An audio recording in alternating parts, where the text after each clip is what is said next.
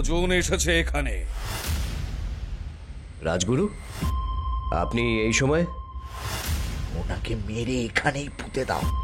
এত পুরনো খবরের কাগজের কি দরকার? পদ্মনাভ স্বামী মন্দির। রাজগুরু!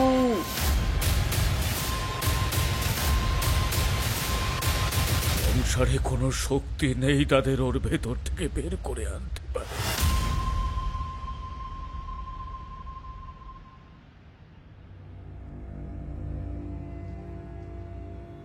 নমস্কার শ্রোতা বন্ধুরা, আপনারা শুনছেন বিভা ক্যাফে। আজ আমরা আপনাদের জন্য নিয়ে এসেছি আবির রায় রচিত গরুর দ্বার গল্পটি আমরা নিয়েছি বিভা ভূতভূতম উৎসব সংখ্যা থেকে। গল্প পাঠে কৌশিক। চলুন তাহলে শুনে নেওয়া যাক আজকের গল্প, গরুর দ্বার, দ্বিতীয় পর্ব।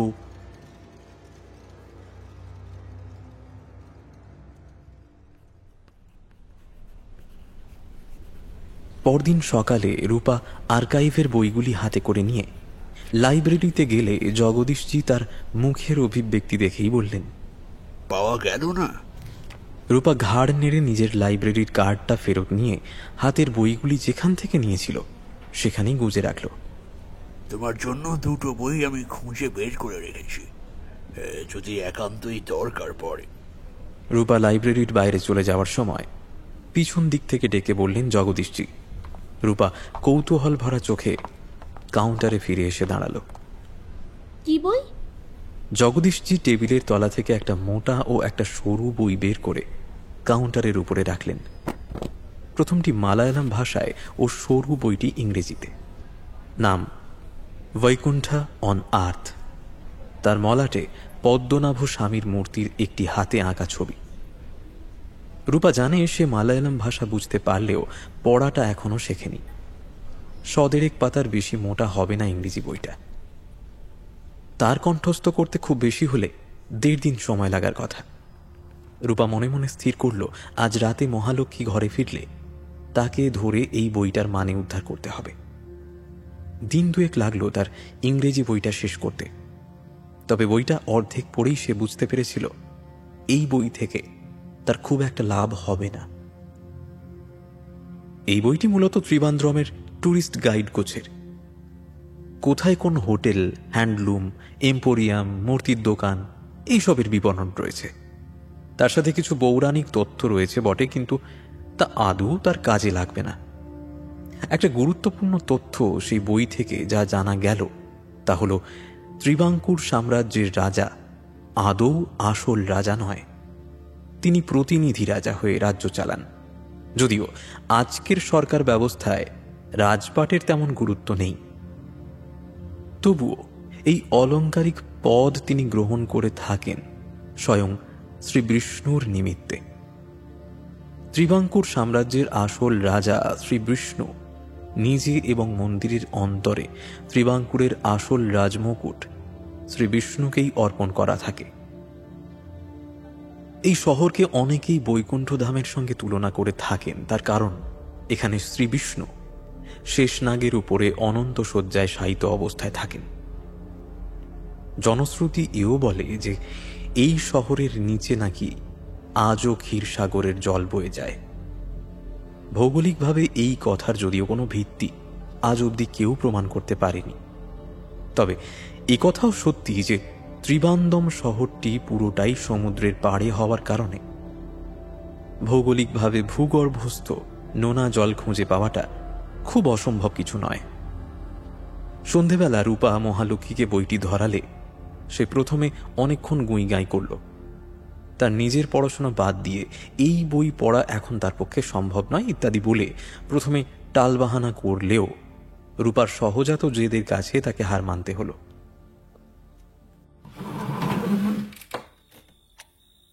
দেখো ভাই, বিশ্বাস রাখলাম তোমার ওপর, দয়া করে পড়ে মানে বুঝিও। আকাশ পাতাল যা মনে হবে তাই বুঝিয়ে দিও না আবার। রূপা নিম্ন মধ্যবিত্ত পরিবারের বাপ মা মরা মেয়ে, অনেক কষ্টে লেখাপড়া চালিয়ে যাচ্ছে। তার ভাই ছোট একটি সওদাগরি অফিসে কাজ করে বলে সে বাড়ির বাইরে থেকে পড়াশোনা করার সুযোগ পেয়েছে। দরকারে অদরকারে রূপা সব সময় তার পাশে দাঁড়ায়। বিশেষ করে আর্থিকভাবে মহালক্ষ্মীর যখনই কোনো সমস্যা হয়, রূপা না বলতেই তার হাতে টাকা গুঁজে দেয়। অনেক সময় মহালক্ষ্মী তাকে সময় ফেরত দিতে পারে, কখনো পারে না, কিন্তু রূপা কোনোদিনও মুখ ফুটে টাকা ফেরত চায় না। তাই একান্তই নিজের পড়ার চাপ থাকা সত্ত্বেও মহালক্ষ্মী বইটির অনুবাদ করে দিতে রাজি হল। এর মাঝে মহালক্ষ্মী 7 দিনের ছুটি নিয়ে বাড়িতে চলে গেল, সঙ্গে নিল বইটি। রূপা একা হয়ে গেল তার হোস্টেলের ঘরে। সেদিন বাইরে ছিল ফুটফুটে জ্যোৎস্না। আন্নামালাইয়ের ক্যাম্পাসের চারধারে বিরাট বড় বড় গাছে ঘেরা মেয়েদের হোস্টেল। পেছনটা ছোটখাটো একটা জঙ্গল বলা চলে। গাছগুলি সবই বিরাট আর পুরনো। কত পাখির বাসা রয়েছে সেই সমস্ত গাছে। সন্ধেবেলা যখন তারা বাসায় ফেরে, তখন কিচিরমিচির শব্দে গোটা হোস্টেল যেন গম গম করে। আজ সন্ধ্যের একটু পরেই পূর্ব দিকে প্রমাণ সাইজের হালকা হলদে ছোপ ধরা চাঁদ বেরিয়েছিল। তার আলোয় ভেসে যাচ্ছিল আন্নামালাইয়ের পুরো ক্যাম্পাস। কাঁটায় কাঁটায় 7টা বাজতেই লোডশেডিং হলো ক্যাম্পাস জুড়ে। আজ রূপার মায়ের জন্মদিন। তার কাছে মায়ের কোনো পুরনো ছবি নেই। যেটা ছিল তার পুরনো পার্সে দিল্লি থেকে আসার সময়, সেই পার্স সমেত একটা হাত ব্যাগ তার চুরি হয়ে যায়। পার্স হারানোর থেকে বেশি ছবিটা হারিয়ে যাওয়ায় তার মন ভেঙে গেছে। বাবার কাছে হয়তো মায়ের আরো কোনো ছবি থাকতে পারে, কিন্তু তার চাইবার প্রবৃত্তি হয়নি। তার আঁকার হাত ছোট থেকেই ভালো। কাগজে পেন্সিল দিয়ে সে মায়ের একটা প্রতিকৃতি এঁকেছিল। তারপরে সেটাকেই কেটে ফ্রেমে ভরে ঘরে রেখে দেয়, টেবিলের ঠিক পাশেই। ছবিটায় মায়ের মুখের আদল সম্পূর্ণভাবে না এলেও এই ছবিটা তার মাকে দেওয়া মরণোত্তর উপহার। অন্য কারোর যে কোনো তোলা ছবির থেকে এই ছবির মধ্যে সে যেন মাকে আরো বেশি করে কাছে পায়। অন্ধকার ঘরে প্রায় শেষ হয়ে আসা একটা মোমবাতি ধরিয়ে রূপা রাখল মায়ের ছবির সামনে। তীরে হাওয়া দিচ্ছে বাইরে। গাছের পাতার সরসর শব্দ হয়ে চলেছে একটানা। শহরের ট্রাফিকের শব্দ হোস্টেল পর্যন্ত আসে না। রূপার ঘর দোতলায়। পূব দিকের জানলার বাইরে একটা বড় জাম গাছ রয়েছে। সেটার পাতায় জানলার অনেকটা অংশ ঢেকে থাকে, কিন্তু তার ফাঁক দিয়ে তো জ্যোৎস্নার আলো ঘরের ভেতর আসার কথা। রূপা মুখ তুলে চেয়ে দেখল যেন জানলার বাইরে কেউ ভারী কালো পর্দা লাগিয়ে দিয়েছে। এতক্ষণ ঘরটার দেওয়ালগুলো টেবিলে রাখা ছোট্ট মোমবাতিটার নিভু নিভু আলোয় দেখা যাচ্ছিল। এবার যেন তার আশেপাশের দেওয়ালগুলোয় কেউ হঠাৎ আলকাতরা লেপে দিয়েছে। উঠে দাঁড়ালো রূপা। ঘরটা হঠাৎ এত ঠান্ডা হয়ে গেল কিভাবে? সামনে টেবিলে রাখা মায়ের ছবিটার সামনে মোমের শিখাটা একেবারে স্থির। তার আঁকা ছবিটার পেন্সিলের দাগগুলো যেন ধীরে ধীরে আবছা হয়ে যাচ্ছে। কি ঘটছে এখানে? হঠাৎ করে তার দম বন্ধ লাগতে শুরু করছে কেন? আজ সারাদিন রোদের মধ্যে অনেক ঘোরাঘুরি হয়েছে, তার জন্যই কি? অন্ধকারের মধ্যে হাত রে রূপা তক্তপোষটা খুঁজে পেতে চাইল, কিন্তু তার হাতে কিছুই ঠেকল না। ঘুরে তাকালো রূপা। তার ঘরটা হঠাৎ এভাবে বদলে গেল কিভাবে? চারদিকে ঘুটঘুট করছে অন্ধকার। পায়ের তলার মেঝে যেন ছুরির মতো তার চামড়া কেটে ঢুকে যাচ্ছে। এত ঠান্ডা সেটা। নাকি তার মনের ভুল? নাকি সত্যি ঘটছে এমন কিছু? তার শরীর এমন আড়ষ্ট লাগছে কেন? মাদকাসক্ত মানুষের মতো তার মাথা এত ভারী বা ঠেকছে কেন? উদ্ভ্রান্তের মতো চারিদিক তাকালো রূপা। শ্বাস বেড়ে গিয়েছে তার। তার লেখার টেবিলটা কোথায়? আর তার মায়ের ছবিটা, সেটা কোথায় গেল? কোন অজানা অন্ধকূপের মধ্যে এসে পড়ল সে? হঠাৎ এক চিলতে আলো এসে পড়ল তার মাথার উপর থেকে। উপরে কি ছাদ, তা অত উঁচুতে গেল কিভাবে? যেন আকাশের মধ্যে কোনো ছিদ্র দিয়ে সরু এক আলোর রেখা এসে পড়েছে। সামনে চোখ পড়তেই হতভম্বের মতো কয়েক হাত ছিটকে সরে এলো রূপা। তার সামনে অনন্ত শয্যায় শায়িত এক বিরাট বিষ্ণু মূর্তি। সেই এক চিলতে আলোয় যেন আগুন ঠিকরোচ্ছে সেই মূর্তির শরীর দিয়ে। চোখে ধাঁধা লেগে গেল রূপার। মূর্তিটা পুরোটা কি ঝলমলে সোনায় মোড়া? তার মুকুট অলংকার দিয়ে প্রায় অন্ধ করে দেওয়ার মতো দুটি ঠিকরে বেরোচ্ছে। ওগুলো কি হিরে? এত রত্ন এলো কোথা থেকে? কোথায় এসে পড়ল সে? সে যেখানে দাঁড়িয়ে রয়েছে তার মাথার কাছে বিষ্ণুর এক জোড়া বিরাট শ্রীচরণ। সেখান থেকে বহু দূর দেখা যাচ্ছে মূর্তির মাথা। সেই মুকুটের ঝিলিকে যেন চোখ ধাঁধিয়ে যায়। এক অদ্ভুত নেশাতুর গন্ধে ম ম করছে গোটা জায়গাটা। মাথা ঘুরছে রূপার। এ কি ঘটছে তার সাথে? এ কি সত্যি নাকি তার কল্পনা? হঠাৎ পায়ের দিকে তাকাতেই চোখ বিস্ফারিত হয়ে গেল তার। পায়ের তলার মেঝের রং বদলাচ্ছে। কালচে মেঝে যেন হঠাৎ সোনালী বর্ণ ধারণ করছে। দেখতে দেখতে গোটা মেঝে দেওয়াল উজ্জ্বল সোনালী রঙের হয়ে গেল। যেন সোনার ইঁট দিয়ে গাঁথা এই বিরাট অন্তর্মহল। এ কোথায় এসে পড়ল সে? এই অতিকায় বিষ্ণুমূর্তি, এই সোনায় মোড়া অন্ধকার অন্দরমহল, এই নেশা ধরানো স্বর্গীয় গন্ধ, সব মিলে তার দেহ মন যেন অবসন্ন হতে শুরু করল। হঠাৎ থমকে গেল রূপা। পায়ের তলায় মৃদু কম্পনের অনুভব করল সে। মুখ তুলে তাকাতেই বুঝতে পারল সামনের অতিকায় নারায়ণ মূর্তিও ধীরে ধীরে কাঁপতে আরম্ভ করেছে। কি হচ্ছে? ভূমিকম্প? টাল সামলাতে না পেরে বসে পড়ল রূপা। হঠাৎ এক বিকট দুর্গন্ধে ভরে গেল ঘর। নোংরা কালো জলরাশি ঢুকতে শুরু করেছে ঘরের ভিতরে। গা ঘিন ঘিন করে উঠল তার। মুখ তুলে চাইতেই সর্বাঙ্গে কম্পন ধরে গেল রূপার। শ্রী ভগবানের অতিকায় মূর্তিতে ফাটল ধরেছে। মুকুটের ডগা থেকে শুরু হয় চওড়া ফাটল। সেটা নামতে লাগলো তার নাগ সজ্জার বেদি পর্যন্ত। পায়ের তলার জলের পরিমাণ বেড়ে চলেছে মুহূর্তে মুহূর্তে। দুর্গন্ধে ভরে গেছে গোটা ঘর। শ্বাস নিতে কষ্ট হচ্ছে রূপার। উপরের আলোর ছিদ্র যেন ধীরে ধীরে সরু থেকে আরো সরু হয়ে অন্ধকারে ছেয়ে যাচ্ছে গোটা ঘর। এ কি? শ্রীবিষ্ণুর গায়ের সমস্ত অলংকার কোথায় গেল? ঘরের দেওয়ালি বা এত ঝলমলে সোনালী রং থেকে এমন ছাইয়ের মতো ঝুরঝুরে হয়ে গেল কিভাবে? আর্তনাদ করে উঠল রূপা। শ্বাস ফুলে উঠল তার। সেই কালচে নোংরা জল প্রায় কোমর অবধি উঠে এসেছে তার। হঠাৎ দেব মূর্তির পাদদেশে তার চোখ স্থির হয়ে গেল। অন্ধকারে সেখানে দাঁড়িয়ে রয়েছে এক মনুষ্য মূর্তি।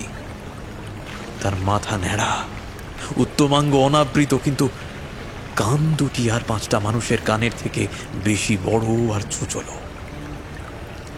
মুখ দেখা যাচ্ছে না তার। এক প্রচন্ড শব্দে হঠাৎ শ্রীনারায়ণের মূর্তি মুকুটের উপর থেকে বিস্ফোরণের মতো ফেটে ভাঙতে আরম্ভ করল। সেই পাথরের চাঙড় ছিটকে পড়তে লাগলো রূপার চারিদিকে। বুক সমান জলে দাঁড়িয়ে গলা ফাটিয়ে চিৎকার করে উঠল রূপা। দম আটকে এলো তার। জল উঠে এসেছে তার গলা পর্যন্ত। সামনের অতিকায় দেবমূর্তি ভাঙতে ভাঙতে সাপের বেদি পর্যন্ত প্রায় নিশ্চিহ্ন হয়ে এসেছে।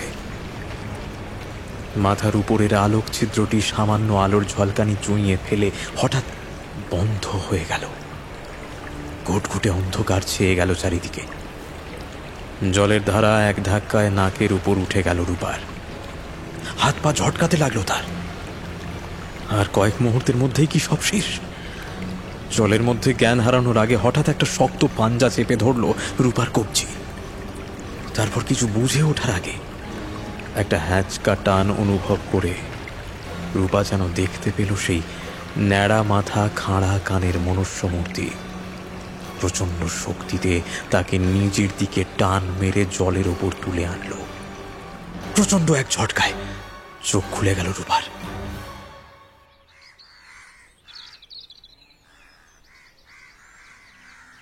পুবের জানলাটার বাইরে আলো ফুটে গিয়েছে। সামনে রাখা টেবিলের উপরে মোমবাতিটা জ্বলে শেষ হয়ে গিয়ে গলে যাওয়া মোমদানিটা থেকে উপচে টেবিল ক্লথটাকে ফুটো করে দিয়েছে। তার নিজের আঁকা প্রতিকৃতিটা থেকে তার মা মুখে মৃদু হাসি নিয়ে তার দিকে একভাবে চেয়ে রয়েছেন। কয়েক মুহূর্ত সময় লাগলো রূপার নিজেকে গুছিয়ে নিতে। এটা ঠিক কি ঘটছিল এতক্ষণ? কাল সারা রাত চেয়ারেই ঘুমিয়েছিল সে। গায়ের জামাটা ঘামে ভিজে চপচপ করছে, ঘাড় ছিঁড়ে যাচ্ছে ব্যথায়। বোধহয় জ্বর এসেছে তার। বাথরুমে গিয়ে মুখে চোখে জল দিয়ে এসে সে ওষুধের বাক্স থেকে একটা প্যারাসিটামল খেতে গিয়েও খেল না। খালি পেট সকালের ব্রেকফাস্ট মিস করে গিয়েছে সে। এই কদিন পদ্মনাভ স্বামীর মন্দির নিয়ে সে এত কিছু চিন্তা করেছে যে তার মনের উপরে হয়তো তারই একটা গভীর প্রভাব পড়েছে। সেই 6টা ভল্ট, 6টা বন্ধ দরজা, তাদের পেছনে বন্দী হয়ে থাকা কয়েক যুগের তালা বন্ধ হয়ে থাকা অন্ধকারাচ্ছন্ন ইতিহাস। কি আছে দাপর যুগে তৈরি এই ঐতিহাসিক মন্দিরের নিচে? কোন রহস্য ধামাচাপা দিয়ে রাখা নিকষ আধারের অন্তরালে? তাকে বিপুল পরিমাণ ধনদৌলত? শ্রীনারায়ণের পদতলে কি রয়েছে কুবেরের রত্নভাণ্ডার? নাকি সেখানে বন্দী রয়েছে ত্রিবাঙ্কুর রাজপরিবারের কোনো অন্ধকার অধ্যায়? দিন দুয়েকের মধ্যে মহালক্ষ্মীর চিঠি এলো। পোস্টকার্ড বা ইনল্যান্ড লেটার নয়, বেশ কয়েকটি কাগজের তাড়া সমেত একটি মোটা খামে ভরা চিঠি। মহালক্ষ্মীর মায়ের জন্ডিস ধরা পড়েছে। সংসার সামলাতে তাই তাকে আপাতত কয়েকদিন বাড়িতে থাকতে হবে। তবে রূপার পাঠানো বইটা সে বেশিরভাগটাই পড়ে ফেলেছে এবং তার ভিতর থেকে যা যা উল্লেখযোগ্য তা বিস্তারিত চিঠিতে লিখে পাঠিয়েছে। বইয়ের নাম ত্রিবাঙ্কুর ও তার স্থাপত্য, লেখক নরসিংহম পানিকর, প্রকাশক সিংহাচলম মুদ্রণ, প্রথম প্রকাশ 1978 সালে। বইটির বেশিরভাগই ত্রিবাঙ্কুরের রাজপরিবার ও তার ব্যক্তিত্বদের চরিত্র বিশ্লেষণ করেই কাটিয়েছে। কোন রাজা কতগুলো বিয়ে করেছিলেন, কোন রাজা বুন্দেলখণ্ড বা নিজামের সঙ্গে অর্থনৈতিক বোঝাপড়ায় গিয়েছেন, কোন রানী শিবভক্ত ছিলেন আর কোন রানী বঙ্কুবিহারের মন্দির সিংহল থেকে পাথর আনিয়ে বানিয়েছিলেন, এই সব আর কি। বইটির 80% এই সমস্ত তথ্যেই ভরপুর। এসব তোমার প্রয়োজনে লাগবে বলে মনে হয় না। শেষ 2টি অধ্যায়ে পদ্মনাভ স্বামী মন্দিরের ইতিহাস এবং তার নির্মাণ কৌশল সম্পর্কে কিছু আলোকপাত করা হয়েছে। সেই 2টো অধ্যায়ের সারসংক্ষেপ আমি এই চিঠিতে তোমায় লিখে জানালাম। রাজা মার্তণ্ড বর্মা কেবল একজন বুদ্ধিমান এবং দক্ষ রাজা ছিলেন না, একজন দক্ষ সেনাপতিও ছিলেন। তার সামরিক বিজয়ে তাকে রামায়ণ ডালওয়ালা, যিনি পরবর্তীতে তার প্রধানমন্ত্রী হয়েছিলেন, যথাযথভাবে তাকে সহায়তা করেছিলেন। সামন্ত প্রভুদের ক্ষমতাকে চূর্ণ করবার পর তারা প্রতিবেশী রাজ্যগুলোর দিকে নজর দেয়। কুইল্যান বা কোল্লাম ভেনাদ পরিবারের একটি শাখা দ্বারা শাসিত। 1731 সালে হারিয়ে যায় এবং মার্তণ্ড বর্মা তাদের পূর্ববর্তী রাজার মৃত্যুর পর তাদের রাজ্যের অধিভুক্তির অনুমতি দিয়ে একটি নথিতে স্বাক্ষর করেন। ট্রাভাঙ্কোর বাহিনীর অন্যতম সামরিক কমান্ডার ইউটাস্থিয়াস ডি ল্যানয় কোলাচেলের যুদ্ধের যুদ্ধবন্দী ছিলেন। তিনি ট্রাভাঙ্কোর বাহিনীকে আধুনিকীকরণও করেন এবং এইভাবে মার্তণ্ড বর্মার সামরিক দখলে প্রধান ভূমিকা পালন করেন। এটিকে কেরালার অন্যান্য রাজাদের বাহিনীর চেয়ে উচ্চতর করা হয়েছিল। এগুলি ছাড়াও রাজ্যের রাজস্ব ব্যবস্থা, বাজেট ব্যবস্থা এবং জনসাধারণের কাজ ইত্যাদিতে সংস্কারও আনা হয়েছিল। পদ্মনাভ মন্দিরের সংস্কার করা হয়েছিল এবং মুর্জাপাম আদি ভাদ্রদীপমের মতো নতুন রাষ্ট্রীয় অনুষ্ঠানগুলি মার্তণ্ড বর্মা চালু করেছিলেন। ট্রাভাঙ্কোর রাজ্যটি ৩রা জানুয়ারি ১৭৫০ সালে ভগবান শ্রী পদ্মনাভকে উৎসর্গ করা হয়েছিল এবং তারপরে তিনি পদ্মনাভ দাস উপাধি গ্রহণ করেন এবং সেই দেবতার সেবক হিসেবে রাজ্য শাসনও করছিলেন। ট্রাভাঙ্কোর সামগ্রিকভাবে ভগবানের দেশ বা ভগবান শ্রী পদ্মনাভের সম্পত্তি হয়ে ওঠে। আজকের দিনে দাঁড়িয়ে যেই অ্যান্টি চেম্বারগুলি ব্যবহার করা হয়েছে মন্দিরের সম্পদ রাখার জন্যে, তার মূল্য এখনও সম্পূর্ণরূপে নির্ধারণ করা হয়নি। এই মন্দিরের ইতিহাস এবং খ্যাতি, রহস্য, সমৃদ্ধি প্রাচীনত্বের সাথেই জড়িত। অমূল্য মূল্যবান পাথর, সোনা, রৌপ্য সম্পর্কে নানা কিংবদন্তি উদ্ভব হয়েছে। মন্দিরটির ৮ম শতাব্দীতে শেকড় রয়েছে বলেও মনে করা হয়। এটি ভারতের ১০৮ বিষ্ণু মন্দিরের মধ্যে একটি। এখানে দেবতা অনন্ত শয়ন ভঙ্গিতে বা শুয়ে থাকা অবস্থায় আদি শেষনাগের উপরে বিশ্রাম নিচ্ছেন। তবে এই ৬টি ভল্ট বা অ্যান্টি চেম্বারের মধ্যে যে ভল্টটি সবচেয়ে বেশি রহস্যময়, যা গোটা ত্রিবাঙ্কুর সাম্রাজ্য সহ দক্ষিণ ভারত ও দেশের বিভিন্ন প্রান্তের ঐতিহাসিক কিংবা কিংবদন্তি প্রিয় মানুষকে আকর্ষণ করেছে, তা হলো ভল্ট বি। ভল্ট বি এর ভারী দরজার পেছনে কি রয়েছে সে সম্পর্কে বিশ্বের কোনো গবেষকের কোনো ধারণা নেই। সেখানে নানান অতিমানবীয় শক্তির ভল্ট পাহারা দেওয়ার কাহিনী লোকমুখে প্রচলিত ছিল। লোককথায় বলা হয়েছে যে মন্দিরের ভল্টে চেরা, পাণ্ডব, পল্লব এবং চোল রাজাদের ধন এবং ত্রিবাঙ্কুর শাসকদের ছাড়াও ভাসাল রাজা এবং তাদের প্রজাদের দ্বারা আত্মসমর্পণ করাও ধন রয়েছে। প্রসঙ্গত এ বিষয়ে ধর্মপাল রবীন্দ্রনের দিনলিপিতে তিনি উল্লেখ করেছেন, ভল্ট বি নিয়ে ত্রিবাঙ্কুরের প্রত্যেক মানুষের কৌতূহল ও ভয় এবং ঔৎসুক্য যুগ যুগ ধরে চলে এসেছে।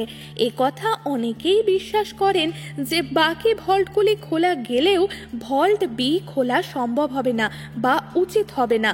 ভল্ট বি খোলা হলে ত্রিবান্দামের মানুষ দেবরোষে পড়বে কিনা তা জানা কঠিন, কিন্তু রাজরোষে যে পড়বেই সে বিষয়ে কোনো সন্দেহ নেই।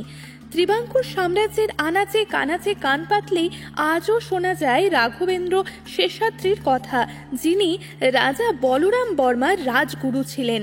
১৯৪০ সালের এপ্রিল মাসে একদিন হঠাৎ তার একমাত্র পুত্র তার এক সঙ্গী সমেত মন্দির প্রাঙ্গণ থেকে উধাও হয়ে যায়। সেই সাথেই গায়েব হয়ে যায় মন্দিরের আরও ২ জন কর্তব্যরত রাতের প্রহরী। একথা অনেকেই বিশ্বাস করে যে সেই ৪ জন মিলে শেষবার ভল্ট বি খোলার চেষ্টা করেছিল।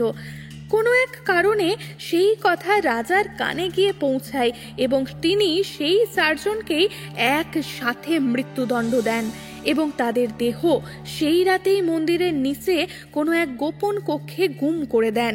রাঘবেন্দ্র শেষাদ্রি নাকি নিজেই রাজাকে এই কাজ করতে নির্দেশ দেন, যাতে রাজ পরিবারের গোপনীয়তা বজায় থাকে আর পদ্মনাভ স্বামী মন্দিরের রহস্যের উপর থেকে পর্দা কোনো দিনও না ওঠে। এছাড়াও রাঘবেন্দ্র শেষাদ্রির পিতামহ দেবকীনন্দন শেষাদ্রির দিনলিপিতেও আমরা এই বন্ধ দরজাটির উল্লেখ পাই। উনি একাধিকবার এই ভল্টের দরজার কথা উল্লেখ করলেও নিজের লেখায় এবং প্রতিবারই সাবধানবাণী রূপে লিখে গিয়েছেন এই দরজাটি না খোলার জন্য। উনি লিখে গিয়েছেন, কখনো যদি এই দুয়ার খুলে ফেলা হয় তবে তা গোটা সাম্রাজ্যের মানুষের সর্বনাশের কারণ হবে।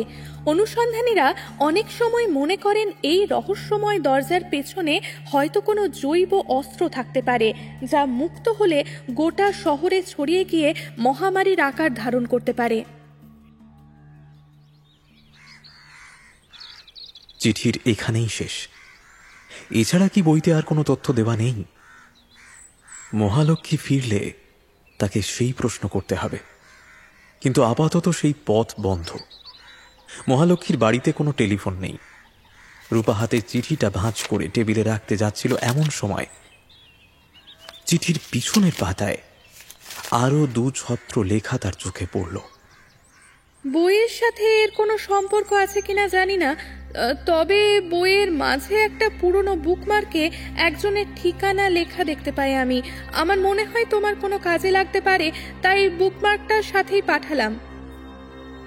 রূপা চিঠির আনাচে কানাচে খুঁজে কোনো বুকমার্ক খুঁজে পায় না। তারপর খামটা তুলে ঝাড়া দিতেই ভেতর থেকে একটা ছোট্ট লম্বাটে প্রায় ঝুরঝুরে হয়ে যাওয়া বোর্ডের টুকরো বেরোয়। তাতে একটা নাম আর ঠিকানা লেখা, Prahlad Seshadri, old court road, Vinayaka east, Prasaram, Thiruvananthapuram.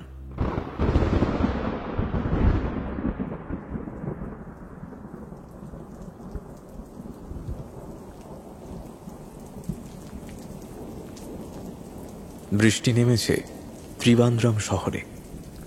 বর্ষা দক্ষিণ ভারতে বাকি দেশের অনেকটা আগেই ঢোকে। গত 3 দিন ধরে আকাশ মেঘলা থাকার পর আজ সকাল থেকে একটানা নাছোড় বৃষ্টি হয়ে চলেছে গোটা শহর জুড়ে। চিদম্বরমের থেকে এই শহরে প্রাণ বেশি থাকলেও শহর হিসাবে ত্রিবান্দ্রম যথেষ্টই ঝিমনো। তবে আরব সাগরের পাড়ে হওয়ার দরুন এখানে গরমটা চিদম্বরমের থেকে অনেকটাই কম। শহরের পশ্চিম প্রান্তে সমুদ্রের ধারে এক নির্জন ক্যাফেতে একটি আধা অন্ধকার কোণায় অপেক্ষা করছে এক বছর 35-এর ব্যক্তি। তার সাজ পোশাক ধূপদুরস্ত, মাথার চুল ছোট করে ছাঁটা, চোখে দামি চশমা, হাতে সোনালি ব্যান্ডের বিদেশি ঘড়ি। বাইরে যেই গাড়িটা দাঁড়িয়ে রয়েছে সেটার দামও কয়েক লাখের কম হবে না। ক্যাফের কাঁচের দরজার বাইরে নিয়ন আলোয় লেখা প্ল্যাটফর্ম ক্যাফে।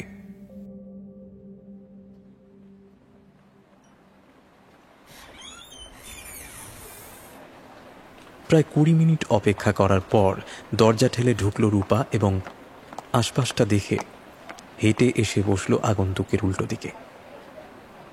সরি, বৃষ্টির জন্য।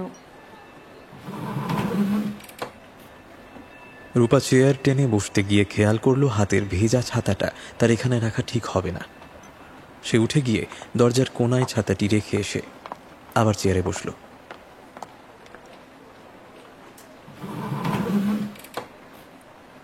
কেমন আছেন তোমার বাবা? রূপার অপর দিকে বসা লোকটি প্রশ্ন করল। ভালো আছেন এখন, তবে সাথেই কাউকে না কাউকে থাকতে হয়। 1.5 মাস আগে রূপার বাবার সেরিব্রাল হয়েছে, তবে সৈনিক মানুষ। ওনার ডান দিকটা কিছুটা অবশ হয়ে গেলেও মনের জোর আর একান্তই নিজের চেষ্টায় এখন অনেকটাই সুস্থ। রূপা গত 1.5 মাস দিল্লির বাইরে কাটিয়ে ত্রিবান্দ্রমে ফিরেছে আজ সকালে। বলতে পারতে এয়ারপোর্টে গাড়ি পাঠিয়ে দিতাম। কথাটা শুনে হাসল রূপা, কারণ এই অবস্থায় তার না হেসে উপায় নেই। সে জানে তার সামনে বসা লোকটিকে তার লক্ষ্য পূরণের জন্য আবশ্যক কাজেই তার কোনো কথাতেই অসন্তোষ বা উষ্মা প্রকাশ করা তার কাজের পক্ষে খুব একটা সুবিধাজনক হবে না। আমি জানি গোবিন্দন বর্মা আমার জন্য এয়ারপোর্টে গাড়ি পাঠিয়ে দিতে পারতেন, প্রয়োজনে নিজেই চলে আসতে পারতেন, কিন্তু ত্রিবাঙ্কুরের রাজ পরিবারের চতুর্থ দাবিদারকে আমি আমার মতো তুচ্ছ কারোর জন্য এতটা দৌড় করাতে চাইনি। গোবিন্দন রূপার চোখের দিকে কিছুক্ষণ তাকিয়ে থেকে পিছনে দাঁড়িয়ে থাকা ওয়েটারকে ইশারা করতেই ওয়েটার 2 গরম ক্যাপুচিনো মগ টেবিলে রেখে চলে গেল। গোবিন্দন রাজ পরিবারের ছেলে হলেও তার পিতার সাথে বর্তমান রাজার খুব একটা সদ্ভাব নেই। সব পরিবারে কম বেশি মতের অমিল থাকে, কিন্তু এত সম্পত্তি যে পরিবারে, তথাপি সেই পরিবার যদি রাজ পরিবার হয় তাহলে সেখানে অন্তর্দ্বন্দ্ব না থাকাটাই অস্বাভাবিক। গোবিন্দন ভবিষ্যতে কখনো রাজা হবে সেই সম্ভাবনা কম, কারণ তার আগে পারিবারিক অনুক্রমে আপাতত সিংহাসনের দাবিদার আরও 5 জন রয়েছে। গোবিন্দনের নিজের ব্যবসা রয়েছে, সে ব্যবসার ব্যাপ্তি এ দেশ ছাড়িয়ে বিদেশেও রয়েছে। কাজেই অর্থের আপাতত তার কোনো অভাব নেই, কিন্তু যেটা রয়েছে তা হল রাজপরিবারে কোণঠাসা হয়ে যাওয়ার ক্ষত। যোগাযোগ করা গিয়েছে তার সাথে? আমার পক্ষে সরাসরি তার সাথে যোগাযোগ করা একটু মুশকিল হতো, কারণ প্রহ্লাদ শেরশাসী বর্তমানে পদ্মনাভ স্বামীর প্রধান পুরোহিত, ত্রিবাঙ্কুরের রাজগুরু। রূপা কিছু একটা বলতে গিয়ে থেমে গেল। রাজার সাথে আমার বা আমার পিতৃকুলের সম্পর্ক তেঁতো, কাজেই রাজগুরুর সাথে সখ্যতা সরাসরি আমার পক্ষে সম্ভব নয়। কিন্তু আমি মন্দিরের একজন সেবায়িত। সেবায়িত কোনো তথ্য দিতে পারবে না। যা পারবে প্রহ্লাদ শেষাদ্রি মশাই পারবে। আমায় তার সাথে দেখা করার ব্যবস্থা করে দাও প্লিজ। ব্যবস্থা আমি সমস্ত করে দেবো, কিন্তু এই সবের মধ্যে আমি নিজে সরাসরিভাবে কোনোভাবে থাকতে পারবো না। মন্দিরের সাথে যুক্ত কিছু মানুষ আছে, রাজার সমর্থনে নেই তারা। দেবদত্ত বলে আমার সেনা মন্দিরের এক তরুণ সেবায়িত রয়েছে। সে পারিবারিক সূত্রে মন্দিরের সাথে ছোটবেলা থেকেই জড়িত, বেশ চালাক চতুর ছেলে। সেই তোমায় রাজগুরুর সাথে আলাপ করিয়ে দেবে। বেশ, কিন্তু যদি সেই ঘরগুলো থেকে ধনদৌলত বেরোয়, তা তো রাজপরিবারের সম্পত্তি, আর তাতে তো তোমারও জন্মসূত্রে অধিকার আছে। তা আছে। রূপা আর কোনো কথা বলল না, শুধু ঠান্ডা দৃষ্টিতে হাসি মুখে গোবিন্দানের দিকে চেয়ে চোখ নামিয়ে নিল। সে জানে মন্দিরের ভূগর্ভে যাওয়ার চাবিকাঠি তার হাতে লেগে গিয়েছে। প্রয়োজন শুধু একটু বুদ্ধি আর একটু ধৈর্যের। আর কয়েকটা দিন মাত্র লেগে থাকতে হবে গোবিন্দানকে। পদ্মনাভ স্বামী মন্দিরের এই রহস্য উদ্ঘাটন করতে পারলে সারা জীবন তাকে পেছন ফিরে তাকাতে হবে না। দেশের শ্রেষ্ঠ ইতিহাসবিদদের সাথে তার নাম এক নিঃশ্বাসে নেওয়া হবে। খ্যাতির শিখরে পৌঁছে যাবে সে। তার সমস্ত গবেষণাপত্র বাঁধিয়ে রেখে দেওয়া হবে আন্নামালাইয়ের লাইব্রেরিতে। ত্রিবাঙ্কুর সাম্রাজ্যের ব্যাপারে এত বড় উদ্ঘাটন এর আগে কেউ কখনো করেনি। যেই মন্দির নিয়ে গোটা বিশ্বের মানুষের কৌতূহল, তার অন্ধকারে সর্বপ্রথম আলোকপাত করবে ডক্টর রূপাঞ্জনা হালদার। ধনরত্নের দিকে তার লোভ নেই, তার সেসব প্রয়োজনও নেই, কিন্তু সে জানে গোবিন্দন বর্মার তা আছে।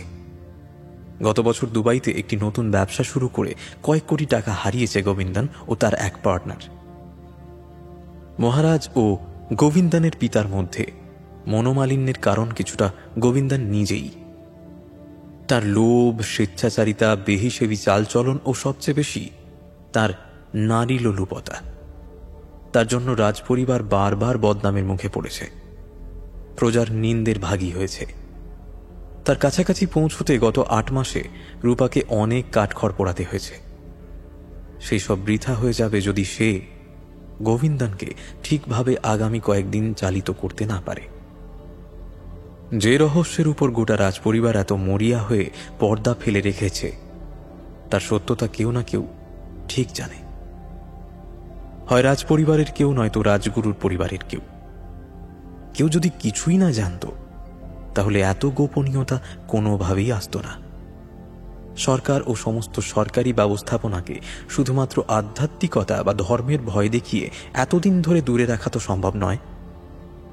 কোনো স্তরে কেউ না কেউ এর সম্পূর্ণ সত্যি তো জানেই। রূপাকে সেই স্তরেই পৌঁছতে হবে। যেই দেবতা যেই ভুলে তুষ্ট হয়, তাকে সেই ভুলই চড়াবে রূপা। কিন্তু লক্ষ্যভ্রষ্ট সে হবে না। ভল্ট থেকে যা বেরোবে তাতে যদি গোবিন্দন নিজের অধিকার জমাতে চায়, তাহলে জমাক। যদি রাজপরিবারের মধ্যে অন্তর্যুদ্ধ বাঁধে তো বাঁধুক, যদি সরকার হস্তক্ষেপ করে তো করুক। তার শুধু সত্যিটা চাই, প্রমাণ সহ। আর সেই প্রমাণ সে পেয়ে গেলেই তার কাজ শেষ। এর বেশি না তো সে লোভ দেখাবে, আর না কৌতূহল। সহস্র বছরের এই রহস্যের উপর থেকে পর্দা তুলবে সে নিজে। আর এই গৌরব আর প্রসিদ্ধির ভাগ সে কাউকে দেবে না।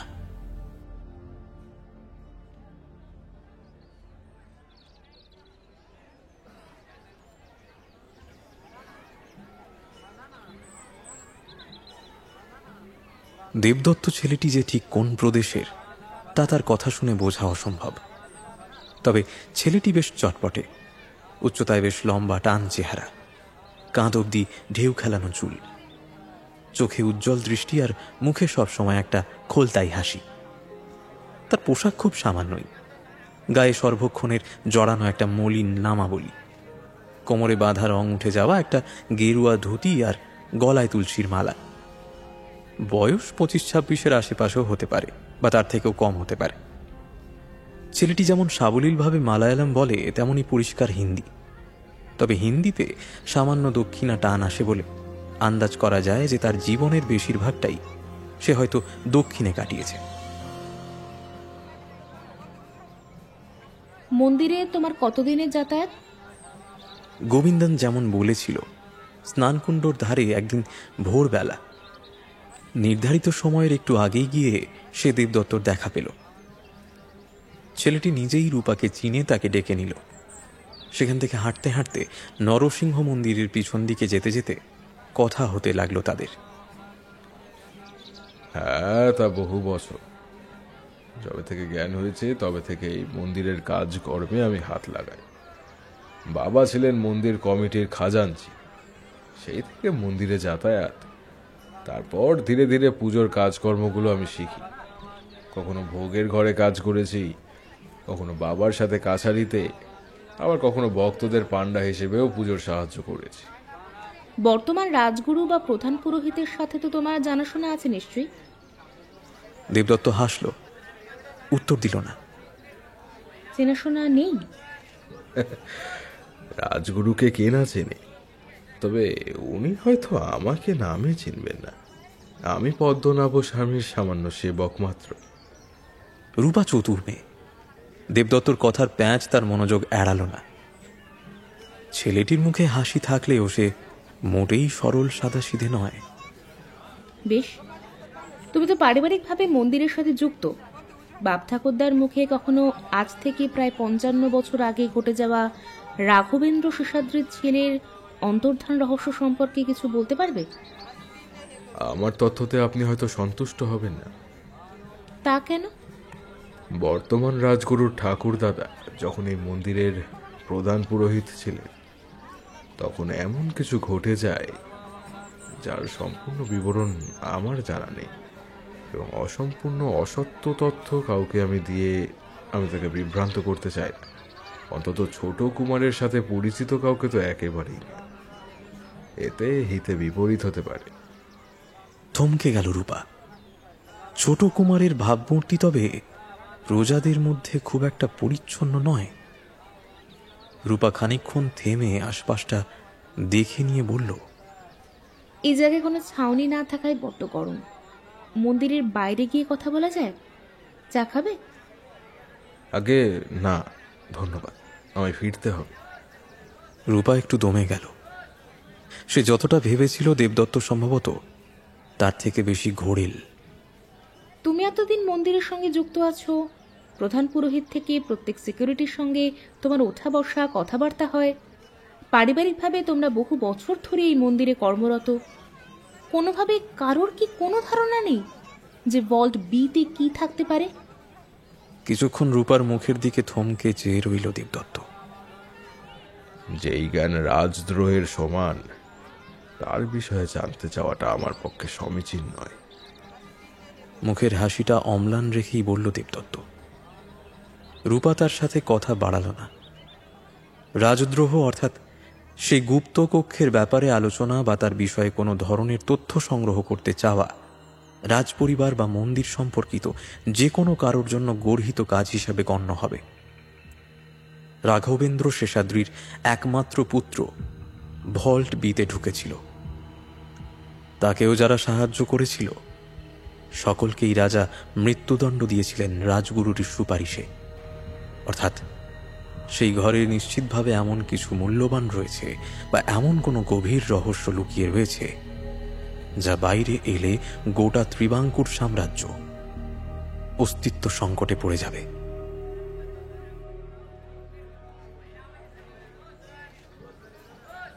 বেশ, তোমাকে এ বিষয়ে আর কিছু জিজ্ঞেস করব না। শুধু একটা শেষ উপকার করে দাও। প্রহ্লাদ শেষাদ্রির সাথে একবার আমার দেখা করিয়ে দাও। আমার কাছে যে ঠিকানাটা আছে তাতে উনি থাকেন না, আর মন্দিরের ভেতর ওনার সাথে কথা বলা তো অসম্ভব।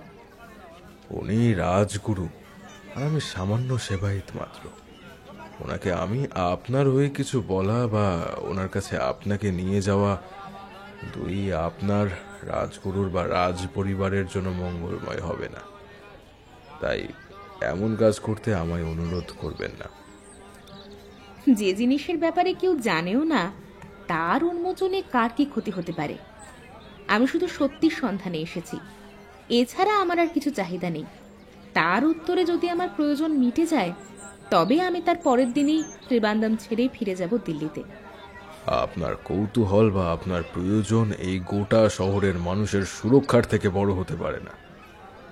আপনার উত্তরের প্রয়োজন, তা আপনি হয়তো যথাসময়ে পাবেন, কিন্তু তার বেশি কিছু করার কথা এই মুহূর্তে এই শহরে থেকে ভাববেন না। এটা আমার অনুরোধ। শেষ কথাটা বলার সময় দেবদত্তর মুখের হাসিটা মিলিয়ে গিয়েছিল। আকাশের আশেপাশে তাকিয়ে দেখল রূপা মন্দিরের চূড়ার চারদিকে মেঘ জমতে শুরু করেছে।